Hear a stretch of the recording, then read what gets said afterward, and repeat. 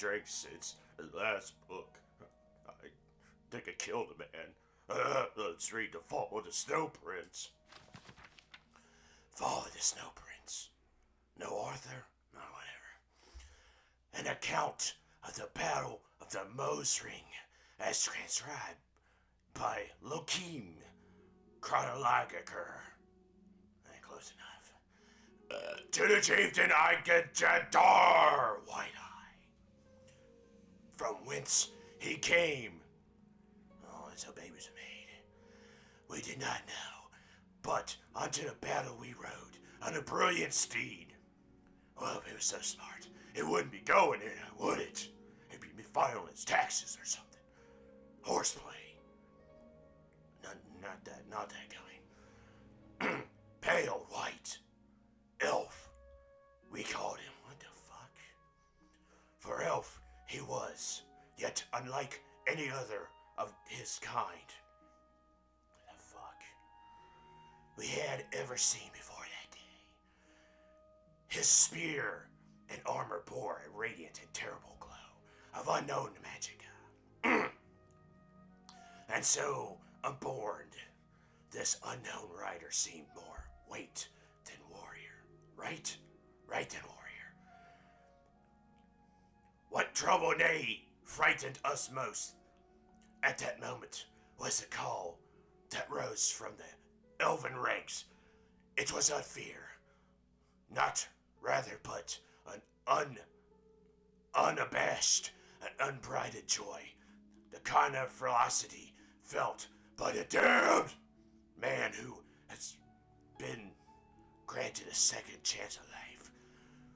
For at that time the elves were also damned and near death, as ever they have been during the great skirmishes of Solenstein. The battle of the Moors Ring was to be the final stand. Oh, good Jojo, that's perfect, that's all we need. Between the Norse and the elves, on our fair island, led by Yorks's Marer, we had driven the elf scourge for Skyrim, and were intent on cleansing Solenstein. Oh, racism, great. Alright, this is off to a great start. Of the kind as well as the warriors, armed with the finest axes and swords, Nord's craftsmen can forge cut great swaths through their enemy ranks. The slopes of Morsing ran red with the elves' blood. Why then, what are foes of choice? Could one rider bring such hope to an army? I bet he had alcohol on that tranky little elf. So hopeless.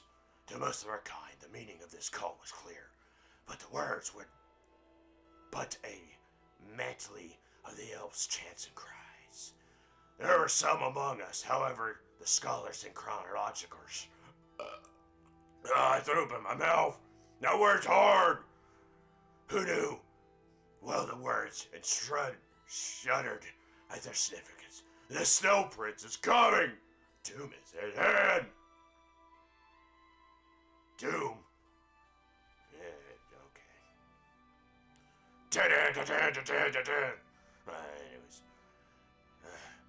There was then a great calm that overcame the elves that still stood through their mass. The Snow Prince did wide, as a longboat sliced the icy waters of the fjording. He parted the ranks of his kin. The magnificent white horse slowed to a gallop. Got the fucking grip of orcs. I mean elves. Then a trot of an unknown elf rider. What do you mean? You say who it is. New to the front of the line at a slow, almost ghost-like pace. A Nord warrior seen much of his life bloodshed in battle, and is rarely surprised by anything armed combat may bring.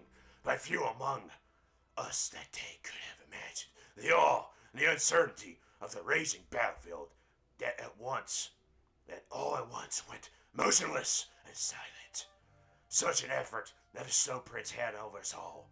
For when the joyous cries of the elves have ended, there remains a quiet known only in the solitude, remaining a quiet I just fucking read this. God damn it! Of slumber. It was then our combined hosts of elves and dwarves alike would join in a terrible understanding, victory or defeat. Mattered little to that day on the slopes of the Moor-ring mountains.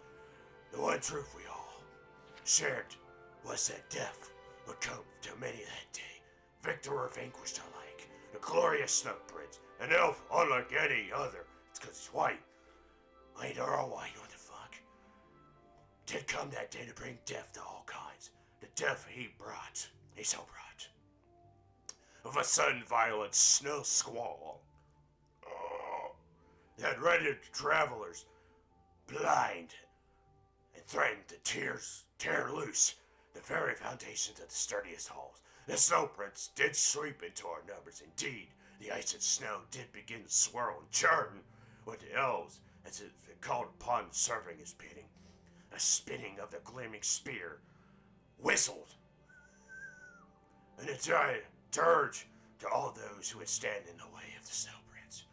And all of our mightiest fell before her that day. Anvil hand stormed, the white frenching oaken wet. God, what the fuck? Handle, the frenzied, all lay dead at the foot of the Morsing Mountains. For the first time that day, it seemed that the tides of battle had actually turned. The elves spurred on by the deeds of the Snow Prince. Oh, good. Another prince. Rallied together for one last chance against our ranks.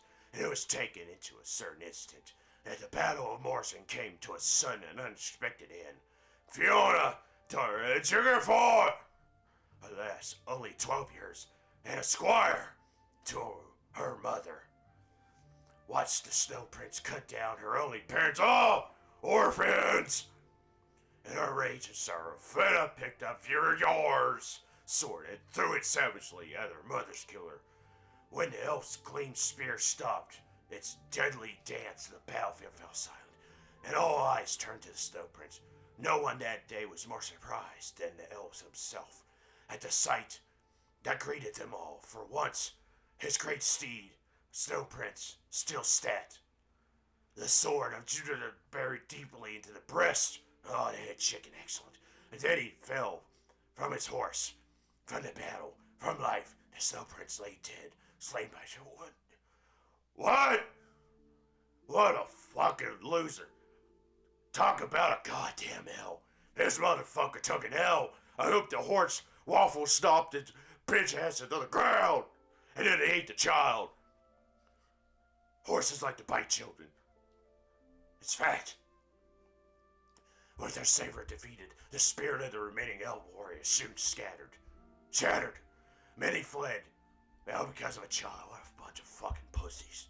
Those who remained on the battlefield were soon cut down by the broad Nordax.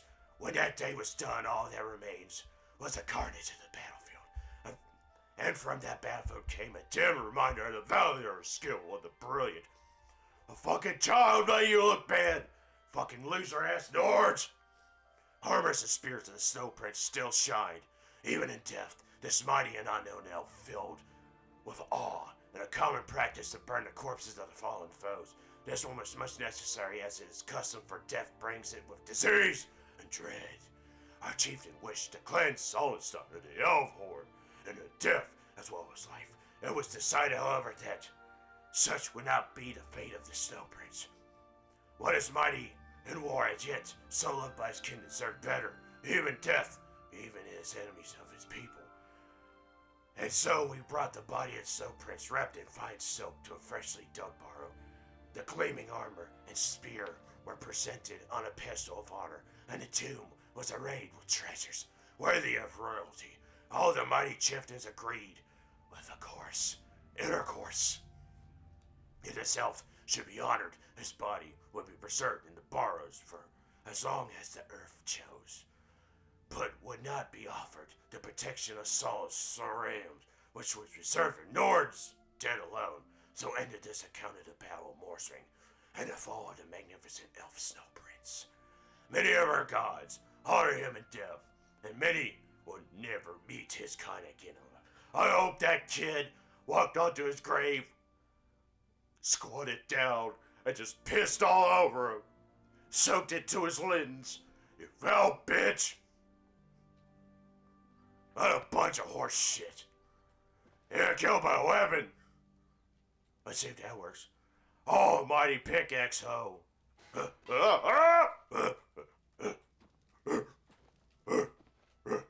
Woman! Where are you? God damn it! My hoe!